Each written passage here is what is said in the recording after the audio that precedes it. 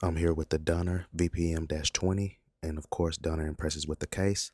So you're going to have your charging cables in this plastic bag here, and cords to your DSLR for your receivers. You have your windscreens for both of your transmitters, which I will show here in a few minutes. Then the instruction manual, create the moment. And if you want to add stickers to your transmitters, you can add these nice stickers to them just to give it a little flavor. And then here's the case, which I like about it mostly is because it charges, so you can keep your stuff charged up on the go. When you need to charge the case, you have a USB-C cable that you plug into the case. So now let's open it up. So you have two transmitters.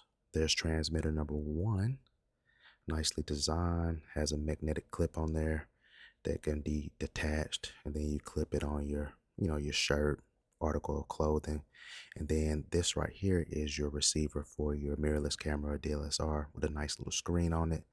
You can keep up with your audio levels and things like that. So that's pretty cool. I like that.